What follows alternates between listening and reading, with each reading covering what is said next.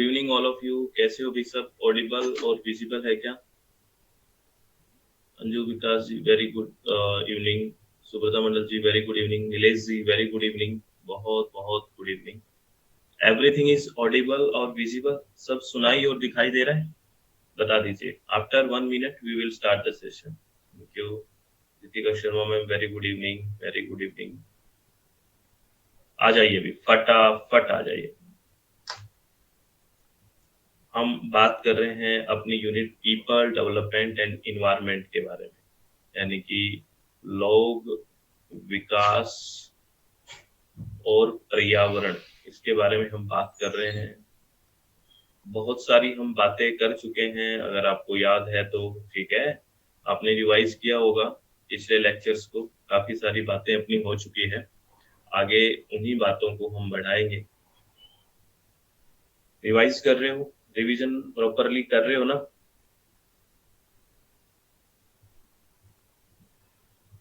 चलो, Vimal ma'am very good evening, बहुत बहुत गुड इवनिंग।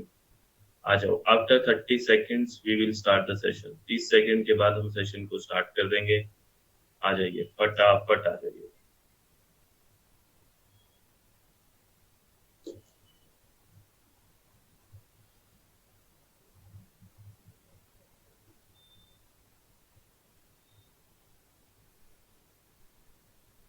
जय श्री राधे कृष्णा। श्वेता मैम, मैं अच्छा हूँ, आप ठीक है मैम? और रिवीजन करते रहा करो प्लीज। मैं बार बार एक ही बात कहता हूँ कि रिवीजन करना ही करना है। अगर रिवीजन नहीं करोगे तो सिलेक्शन बहुत मुश्किल हो जाएगा, इस बात को ध्यान रखना। ठीक है, आपको पता होना चाहिए कि कौन कौन से टॉपिक्स हो गए, किस तरह से चल रहे हैं, और वो तभी मेमोराइज होंगी चीजें जब तक आप रिवाइज करते रहोगे, तभी परमानेंट मेमोरी में जाएगी, नहीं तो वो टेम्परेरी मेमोरी में रहेगी, उड़ जाएगी। ठीक है, चलो हम आगे बात बढ़ाते हैं अपनी इस यूनिट की। आज शुरू करते हैं। हमने एयर पोल्यूशन के बारे में बहुत सारी बातें कर ली है, अगर आपको याद है तो। ठीक है, बहुत सारी बातें की है। आज हम स्टार्ट करने जा रहे हैं वाटर पोल्यूशन। हमने पीछे इंडोर एयर पोल्यूशन वगैरह सब बातें की है। ठीक है, तो वाटर पोल्यूशन, इसको हिंदी में पता है आपको क्या बोलते हैं? जल प्रदूषण बोलते हैं। ठीक है, इस बात को आपका पता है।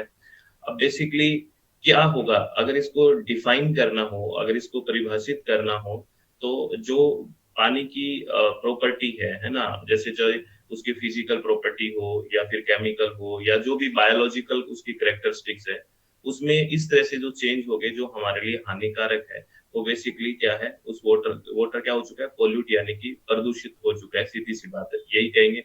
यानी कि जो पानी है उसमें अनवांटेड चेंज हो चुके हैं जो हम नहीं चाहते थे, या अनडिजायरेबल चेंज हो चुके हैं, अवांछनीय परिवर्तन हो चुके हैं, और जो हमारे लिए हार्मफुल है। क्योंकि पोल्यूशन जब भी बात करें, चाहे वो किसी भी तरह का पोल्यूशन हो, उसमें मैंने कहा आपको दो शब्दों को याद रखना। एक तो अनडिजायरेबल चेंज, अवांछनीय, क्योंकि कोई प्रदूषण चाहता थोड़ी है, तो अनडिजायरेबल चेंज है। और अनडिजायरेबल चेंज की वजह से जो हमारे लिए हार्मफुल हो, वो क्या है? पोल्यूशन है। तो ऐसी चीज अगर पानी में होगी तो वो क्या हो गया? वाटर है वो पोल्यूट हो गया, प्रदूषित हो गया। अब आपसे कई तरह से क्वेश्चन पूछे जाते हैं। एक बार ये क्वेश्चन पूछा गया, अब ध्यान से सुनना, पढ़ो मत स्लाइड को, मेरी बात सुनो। आपको ये पूछा गया, what is the primary source of organic pollution, यानी कि कार्बनिक प्रदूषण का प्राथमिक स्रोत क्या है? आपसे ये नेट के पेपर में और अदर कॉम्पिटिटिव एग्जाम्स में भी क्वेश्चन पूछा गया कि जो हमारे पोल्यूशन होता है ना, नदियों में और कहीं भी जो पोल्यूशन हो रहा है, पानी में जो पोल्यूशन हो रहा है, या फिर जो वाटर पोल्यूशन में जो ऑर्गेनिक पोल्यूशन हो रहा है, उसका प्राइमरी, पहला यानी कि प्राथमिक कारण क्या है, कहाँ से हो रहा है? बेसिकली अभी आपको ये बात नहीं पता कि ऑर्गेनिक पोल्यूशन क्या होता है ना? जैसे ये शब्द है ऑर्गेनिक पोल्यूशन, यानी कि कार्बनिक प्रदूषण, तो इसका क्या मतलब है? पहले मैं इस शब्द को समझाऊंगा। जैसे एक होता है ऑर्गेनिक पोल्यूशन, क्या होता है? Organic pollution, very good Nilesh ji. Organic pollution, organic का मतलब हिंदी में बोलते हैं कार्बनिक। कार्बनिक या मतलब होता है जहां पे कार्बन और हाइड्रोजन का बॉन्ड पाया जाए। जैसे अगर हम कार्बोहाइड्रेट की बात करें तो क्या है? C6H12O6 है, ग्लूकोज। ठीक है, बेसिकली जहां पे कार्बन और हाइड्रोजन का बॉन्ड होता है ना, तो उसको बोलते हैं ऑर्गेनिक। ऑर्गेनिक वो ऑर्गेनिक चीजें होती है जहां पे, जैसे कोई भी हम खाने पीने की चीजें सामान्यतः वो ऑर्गेनिक होती है, क्योंकि वहां पे कार्बन और हाइड्रोजन का बॉन्ड होता है। ठीक है, अच्छा मुझे एक बात बताओ, कार्बन डाइऑक्साइड आपने नाम सुना होगा, CO2, है ना? आप बताओ CO2 ऑर्गेनिक है या इनऑर्गेनिक है? एक बार ये बताओ। CO2 जो है, कार्बन डाइऑक्साइड है, ये ऑर्गेनिक है या इनऑर्गेनिक? ये बताओ मुझे। जो CO2 है वो क्या है?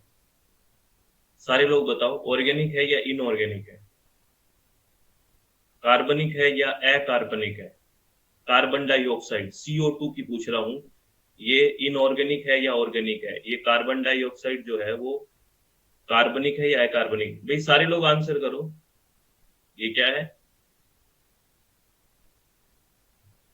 अब बहुत सारे बच्चे ऑर्गेनिक भी बोल रहे हैं, ये ऑर्गेनिक नहीं है। जो बच्चे ऑर्गेनिक बोल रहे हैं ये इनऑर्गेनिक है। आपने कार्बन देखे, इसको ऑर्गेनिक बोल दिया होगा। ऑर्गेनिक के लिए कार्बन और हाइड्रोजन बॉन्ड होना जरूरी है, जबकि कार्बन डाइऑक्साइड में हाइड्रोजन कहाँ है? कार्बन और ऑक्सीजन है। तो आप सिर्फ कार्बन देखे ये मत कह देना कि ये ऑर्गेनिक है। बेसिकली ये इनऑर्गेनिक है, ये बड़ा कंफ्यूजन रहता है। ऑर्गेनिक कौन होगा? जहां पे कार्बन और हाइड्रोजन का बॉन्ड होगा। तो यहाँ कार्बन डाइऑक्साइड में हाइड्रोजन का बॉन्ड कहाँ है बताओ मुझे? ऑक्सीजन है। तो ये बेसिकली इनऑर्गेनिक है, ध्यान रखना। कार्बन डाइऑक्साइड क्या है? ये इनऑर्गेनिक है ना? इनऑर्गेनिक है, ये ध्यान रखना। ये अकार्बनिक है, ये चीज ध्यान रखना प्लीज, ठीक है? क्योंकि कार्बनिक के लिए क्या बताया था आपको, क्या होना चाहिए? कार्बन और हाइड्रोजन का बॉन्ड होना चाहिए। जबकि कार्बन डाइऑक्साइड में आपको कहाँ हाइड्रोजन दिखा? आपको सिर्फ क्या दिखा है? कार्बन और ऑक्सीजन ही तो दिखा है, यहाँ पे हाइड्रोजन तो बॉन्ड है ही नहीं। तो बेसिकली जहां पे कार्बन और हाइड्रोजन का बॉन्ड होता है, खाने पीने वाली चीजें होती है, कार्बोहाइड्रेट वगैरह ये सब है, ये बेसिकली क्या है? ऑर्गेनिक है। तो आपसे ये पूछा कि जो हमारा ऑर्गेनिक पॉल्यूशन होता है पानी के अंदर, उसका प्रमुख स्रोत क्या है, प्राइमरी सोर्स क्या है? तो आपको पता है हमारे घरों में ज्यादातर ऑर्गेनिक चीजें यूज होती है। ऑर्गेनिक मीन्स खाने पीने वाली चीज है, सीवेज वगैरह निकलता है। तो इसका आंसर आएगा जो घरों से निकलने वाला सीवेज है, डोमेस्टिक सीवेज है, that is the primary source of organic pollution. तो ये बहुत इंपॉर्टेंट है, कई बार आपके एग्जाम में पूछा गया है, ध्यान रखना। आपसे ये पूछे कि कार्बनिक प्रदूषण का प्राथमिक स्रोत क्या है, तो आप कहोगे घरों से निकलने वाला सीवरेज जो है, क्योंकि वहां से ऑर्गेनिक चीजें ज्यादा निकलती है। खाने पीने वाली चीजें हैं, जो चीजें बच गई, डोमेस्टिक जो घरों से निकलता है। तो इसका आंसर क्या होगा? Domestic sewage. ये मैंने क्या बताया, आपको समझ में आई बात? अरे आपको क्या बताया, समझ में आई क्या? समझ में आई?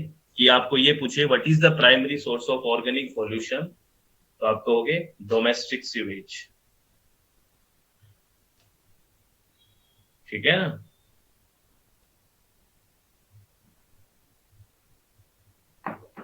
चलो वेरी गुड। ये क्वेश्चन तो ये हो गया। एक क्वेश्चन आपसे पूछा जाता है, ये जो सीक्वेंस है, ये कई बार पूछा गया है डिफरेंट डिफरेंट एग्जाम्स में, और आपके एग्जाम में भी पूछा गया है। बेसिकली ये पूछते हैं कि भारत की जो बड़ी बड़ी नदियां हैं, है ना, उनमें वाटर पोल्यूशन के लिए, या उन बड़ी बड़ी नदियों में पोल्यूशन के लिए सबसे बड़ा कारण क्या है, उसके बाद क्या है, और उसके बाद क्या है? तो ये सीक्वेंस याद रखना है, इस सीक्वेंस को हम समझेंगे भी। देखो, अगर सोर्स ऑफ वाटर पोल्यूशन की बात करें मेजर रिवर ऑफ इंडिया में, सबसे बड़ा कारण है अनट्रीटेड सीवेज। सबसे बड़ा कारण अगर पूछे कि भारत की नदियों को प्रदूषित करने का, जो बड़ी बड़ी नदियां हैं, मेजर रिवर है भारत में, उनको प्रदूषण करने में सबसे बड़ा हाथ किसका है? अनट्रीटेड सीवरेज, यानी कि अनौपचारित सीवेज। ये होता क्या है ये भी मैं आपको बताऊंगा। सबसे बड़ा एक नंबर पे कारण ये है। दो नंबर पे कारण है एग्रीकल्चर रन ऑफ, यानी कि कृषि रन ऑफ, ठीक है। और तीन नंबर पे सबसे बड़ा कारण है अनरेगुलेटेड स्मॉल स्केल इंडस्ट्रीज, यानी कि अनियमित लघु उद्योग। तो ये बेसिकली है क्या क्या चीजें, अब मैं आपको समझाता हूँ, ठीक है। तो पहले आप ये बताओ, अगर कोई आपसे ये पूछेगा कि भारत की नदियों को प्रदूषित करने में सबसे बड़ा हाथ या सबसे बड़ा सोर्स क्या है, तो क्या बताओगे? या सबसे प्राइमरी सोर्स क्या है जो भारत की बड़ी बड़ी नदियों को पोल्यूट कर रहा है? कौन कर रहा है भारत की बड़ी बड़ी नदियों को पोल्यूट? सबसे बड़ा कारण कौन है? क्या बताओगे, बताओ? अरे बोलो, क्या बताओगे? अनट्रीटेड सीवेज, अनौपचारिक सीवेज। अब ये अनट्रीटेड सीवेज या अनौपचारिक सीवेज का मतलब क्या है, ये मैं आपको समझा रहा हूं। देखिए, दो चीज होती है। पहला एक है ट्रीटेड, है ना? ट्रीटेड, ट्रीटेड का मतलब जो उपचार, जिसका उपचार कर दिया हो, उपचारित। और एक होता है अनट्रीटेड, जिसको क्या नहीं किया हमने, उपचार नहीं किया, है ना, अनौपचारिक। तो बेसिकली क्या है, जैसे मान लो अ, अपने घरों से सीवेज निकलता है, ठीक है, बहुत गंदे चीजें निकलती है, सीवरेज निकलता है घरों से, है ना, बहुत गंदा गंदा पानी निकलता है। इसका क्या, और या फिर आपने देखो तरह तरह के जो होटल्स हैं, ये हैं, वहां बहुत सीवेज निकलता है ना। अब इसका काम क्या होना चाहिए, पहले सीवेज का पानी इकट्ठा होना चाहिए, जैसे यहाँ पे इकट्ठा कर दिया, ठीक है, और उसको प्रॉपर ट्रीटमेंट किया, उसको उपचार किया, प्रॉपरली इसको ट्रीट किया, ठीक है, यानी कि इसमें जो केमिकल्स वगैरह है या फिर इसमें कुछ ऐसी चीजें जो बहुत खराब है, उसको रोक के प्रॉपर ट्रीटमेंट करके फिर ही आगे बहाया जाए, यही सही कारण है ना, मतलब यही सही प्रोसेस है, यही होना चाहिए ना, कि जो सीवेज निकल रहा है उसको प्रॉपरली रोका जाए और उसमें पहले ट्रीटमेंट किया जाए, उसको सीधा बाहर ना छोड़ा जाए नदियों वगैरह में। क्या ऐसा हम करते हैं क्या? भाई 10% भी नहीं करते, 2% बहुत कम करते हैं कि भाई ट्रीटमेंट प्लांट लगा के, जिसको ईटीपी एफ्लुएंट ट्रीटमेंट प्लांट बोलते हैं, है ना, ये सब एसटीपी सीवेज ट्रीटमेंट प्लांट बोलते हैं, एसटीपी सीवेज ट्रीटमेंट प्लांट। तो आपने कितने सीवेज ट्रीटमेंट प्लांट देखे हैं?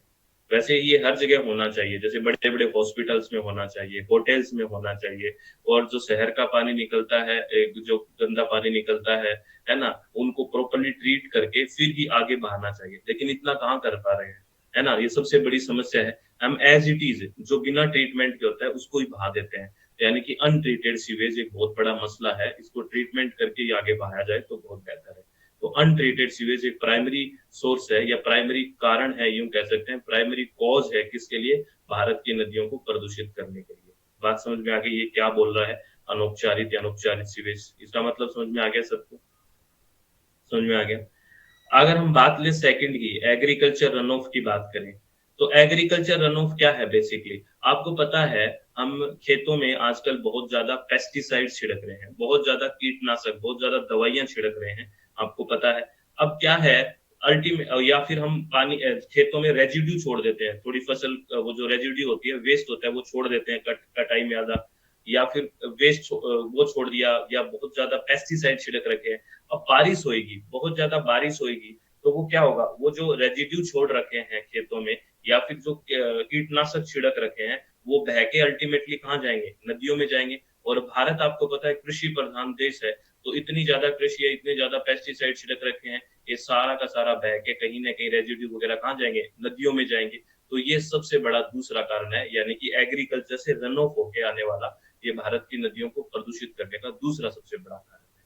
ठीक है, ये बात भी समझ में आई। और तीसरे सबसे बड़ा कारण है बेसिकली क्या, that is unregulated small scale industries. आपको पता है बिना रूल रेगुलेशन के बहुत छोटी छोटी स्केल पे इंडस्ट्री चल रही है, वो नियमों का उल्लंघन करते ही जा रही है, बहुत छोटी छोटी अनरेगुलेशन जो चल रही है, इतने बड़े देश में कहीं कहीं चल रही है, तो वो भी एक बहुत बड़ा कारण है। तो अब ये तीन सबसे बड़े कारण हैं भारत की नदियों को प्रदूषित करने में। सबसे पहला कारण अनट्रीटेड सीवेज, फिर एग्रीकल्चर रन ऑफ, फिर अनरेगुलेटेड स्मॉल स्केल इंडस्ट्रीज। ये तीनों बातें आपको समझ में आई क्या? बताओ। हम्म, चलो सबके समझ में आई। ये ध्यान रखना, ये सीक्वेंस आपको याद रखना है, ये आपसे पूछा जाता है, प्लीज ध्यान रखना है। आगे बात करते हैं। अब ये टेबल आपको दिख नहीं रही होगी, और देखना, सारे शब्दों को इतना इंपॉर्टेंट भी नहीं है, मैं कुछ बातें बताऊंगा, अगर नहीं दिख रही है तो आप मैं बोलूंगा उनको नोट कर लें, है ना, एक व्हाइट पेज पे। ये बेसिकली मैं बता क्या रहा हूँ, हम पढ़ रहे हैं वाटर पोल्यूशन, हम पढ़ रहे हैं जल प्रदूषण, आपको पता है।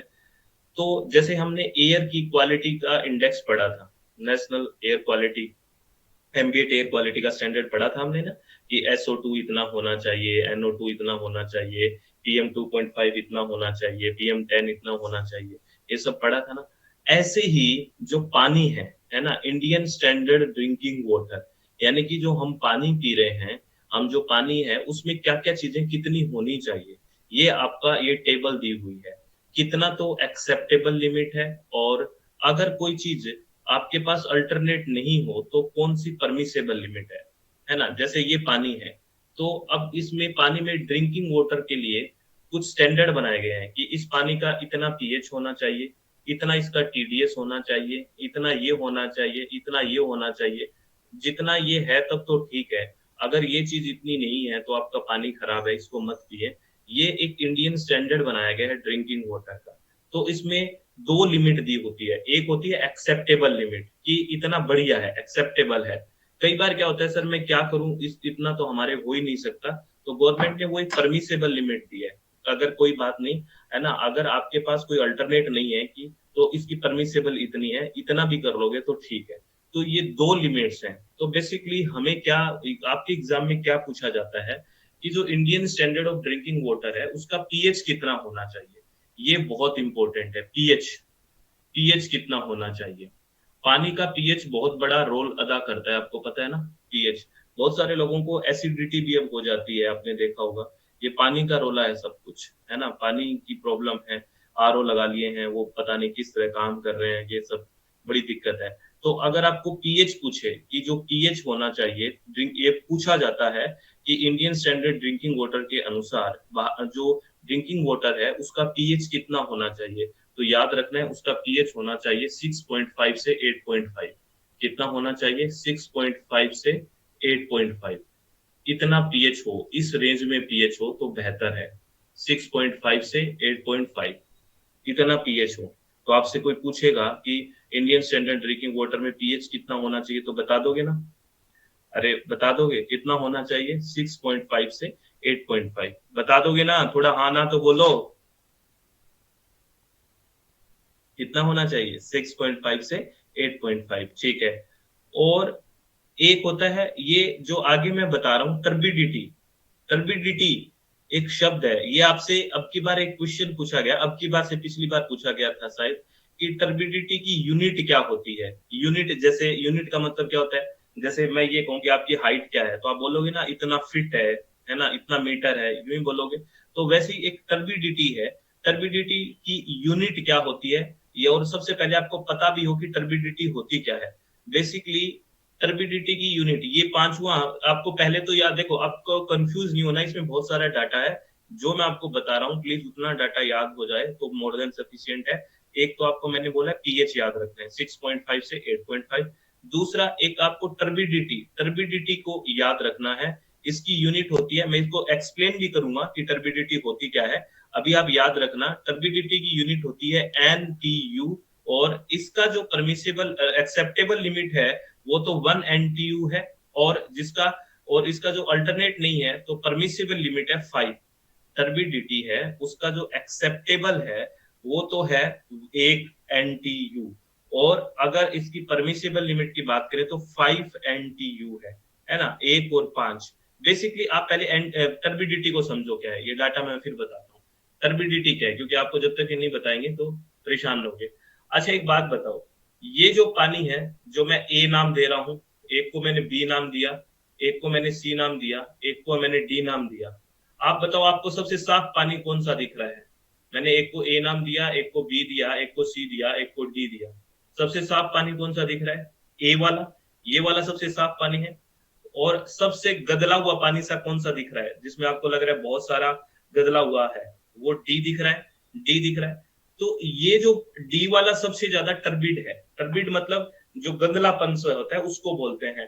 तो ए की सबसे कम टर्बिडिटी है, बी की उससे ज्यादा टर्बिडिटी है, सी की उससे ज्यादा टर्बिडिटी है, और डी है वो सबसे ज्यादा टर्बिडिटी है उसकी। यानी कि जो गदलापन जो पानी के अंदर है वो सबसे ज्यादा डी में है। तो टर्बिडिटी का मतलब आप समझ गए, आप पानी को लेते हो उसमें देखते हो कि यार इसमें बहुत ज्यादा वो है, मतलब टर्बिड है, मतलब कहने का मतलब दल दल सा भरा हुआ है। तो जितना ज्यादा वो होगा उतना ही ज्यादा उसकी क्या होगी, टर्बिडिटी होगी। इसको बोलते हैं टर्बिडिटी। समझ में आई। इसको इंग्लिश में ही शब्द याद रखना है, टर्बिडिटी रखोगे। तो आपसे ये पूछते हैं कि टर्बिडिटी जो मेजर करते हैं उसकी यूनिट क्या होती है, तो याद रखना उसकी यूनिट होती है एनटीयू। क्या होती है, एनटीयू। ये देखो, और आपको एनटीयू का फुल फॉर्म भी पूछा जा सकता है। एनटीयू का फुल फॉर्म है नेफ्लोमेट्रिक टर्बिडिटी यूनिट। ये देखो, नेफ्लोमेट्रिक टर्बिडिटी यूनिट, ये इंपॉर्टेंट है।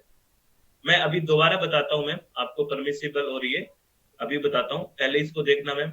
इसका एनटीयू का फुल फॉर्म क्या है, नेफ्लोमेट्रिक टर्बिडिटी यूनिट, या इसको एफएनयू में भी नापते हैं। सामान्यतः एनटीयू ही आएगा आपके, एफएनयू भी नापते हैं, जिसको फॉर्मेजिन नेफ्लोमेट्रिक यूनिट बोलते हैं। आप एनटीयू याद रख लोगे बहुत है, टर्बिडिटी की यूनिट। ठीक है, ये याद रखना। अब आपको मैं बताऊं परमिसेबल, और इसका मतलब है, देखो यहाँ एक्सेप्टेबल लिमिट 1 है और परमिसेबल लिमिट 5 है, 5 है, 1 एंड 5, ठीक है, समझ में आया। और ये दो वैल्यू आपको पीएच याद रखना है, टर्बिडिटी के बारे में जो बताया है वो याद रखना है। उसके बाद याद रखना है टीडीएस। टीडीएस का मतलब है total dissolve solid, T D S.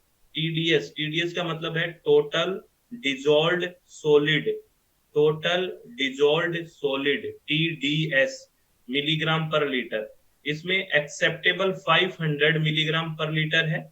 अगर आपके पास कोई अल्टरनेटर नहीं है, अल्टरनेट नहीं है, तो 2000 मिलीग्राम पर लीटर है। ये टीडीएस भी बहुत इंपॉर्टेंट है, टोटल डिजोल्व सॉलिड्स मिलीग्राम पर लीटर। 500 एक्सेप्टेबल लिमिट है, 500 मिलीग्राम पर लीटर एक्सेप्टेबल है।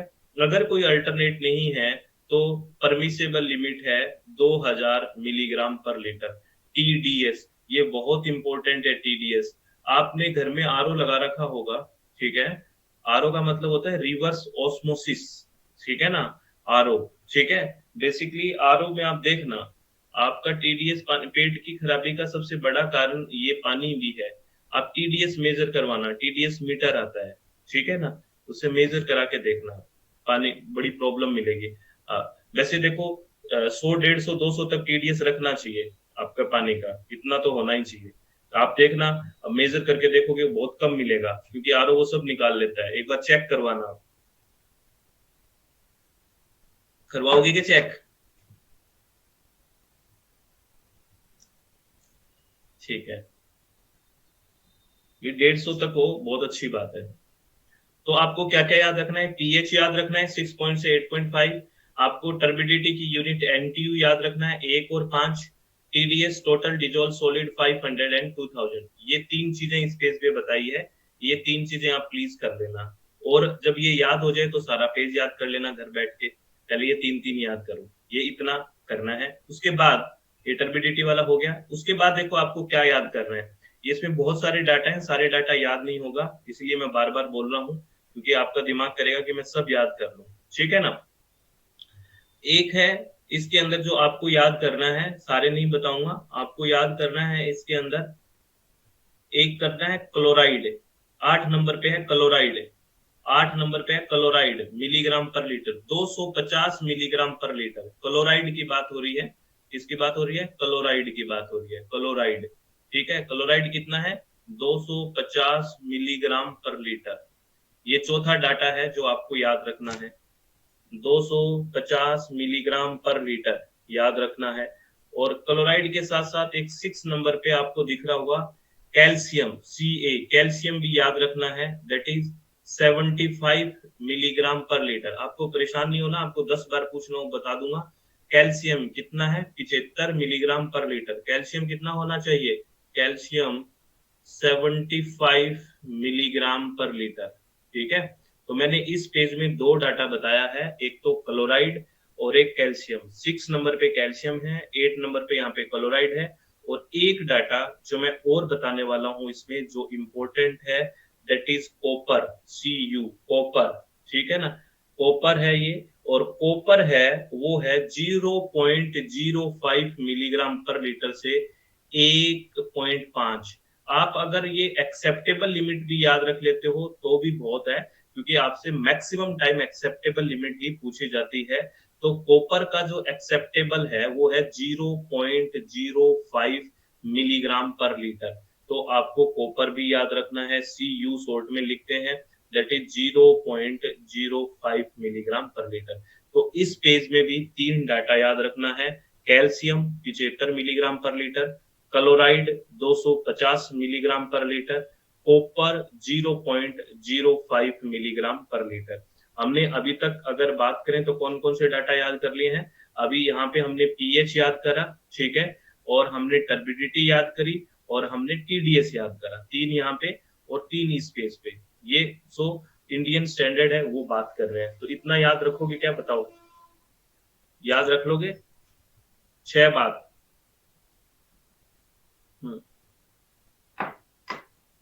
6 बात याद रखना है। वेरी गुड, सारी चीजें नहीं, बस इतना बहुत है। उसके बाद एक इस पेज में भी मैं आपको 3-4 डाटा बताऊंगा, ज्यादा नहीं। सबसे ऊपर 9 नंबर पे फ्लोराइड लिखा हुआ है। फ्लोराइड बहुत पूछा जाता है, याद रखना। 1 से 1.5 मिलीग्राम पर लीटर।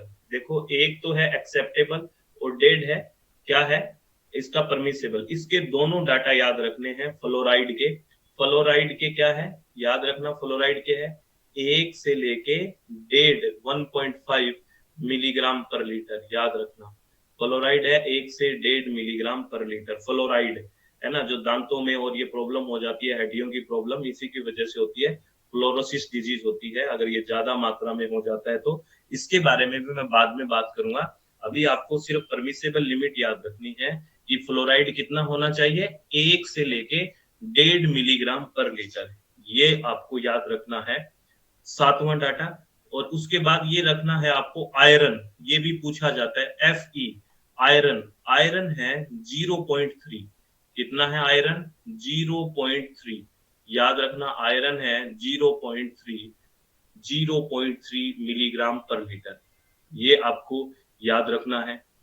मैंने आपको फ्लोराइड बताया है 1 से 1.5 मिलीग्राम पर लीटर। उसके बाद मैंने आयरन बताया है, दैट इज 0.3 मिलीग्राम पर लीटर। और इसके बाद आपको याद रखना है, इसमें 16 नंबर पे है नाइट्रेट, क्योंकि नाइट्रेट की अधिकता से ही ब्लू बेबी सिंड्रोम नाम की डिजीज होती है, जो हम बात करेंगे। तो नाइट्रेट यानी कि NO3 है जो, इसमें ये कितना होना चाहिए, 45 मिलीग्राम पर लीटर। इसके डिजीज के बारे में बाद में बात करूंगा, अभी आपको ये लिमिट्स याद रखनी है। नाइट्रेट की लिमिट है 45 मिलीग्राम पर लीटर। नाइट्रेट कितना है, 45 मिलीग्राम पर लीटर। ये जो 3 डाटा यहाँ है, 3 डाटा मैंने आपको बताया है, ये याद आपको करने हैं। इसके अलावा अगर मन करे तो पूरी टेबल है आपके पास। ये पेपर 2 इन्वायरमेंट साइंस जहाँ होता है, उसमें हम कहते हैं कि इसको सारे को याद करो। वहां तो कोई भी पूछ सकते हैं, वहां भी 9 में से मैक्सिमम पूछा जाता है, लेकिन वो चांसेस ज्यादा है। लेकिन आपको तो ये 9 पक्के याद करने हैं। ये कर लोगे क्या, बोलो।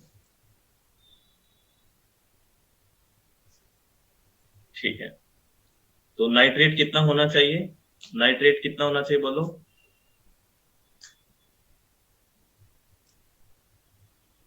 45 मिलीग्राम पर लीटर, ठीक है।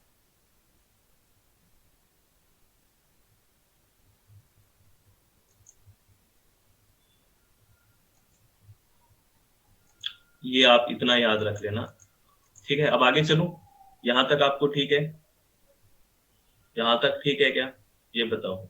चलो, अब आगे मैं 3 चीजें आपको बता रहा हूं, और ये 3 चीजें इतनी इंपॉर्टेंट हो चुकी है कि नेट के पेपर में ये बड़ा पसंद आ गया नेट वालों को। 3 शब्द है यहाँ पे, BOD, COD एंड DO।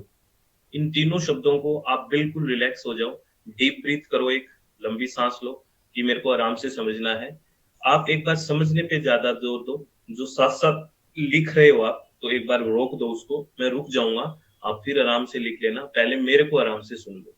आप लोगों से रिक्वेस्ट है, बिल्कुल कॉन्सेंट्रेट, बिल्कुल एकाग्र होके सुनना। सबसे पहले मैं बात कर रहा हूँ DO के बारे में, एक एक शब्द को उठाएंगे।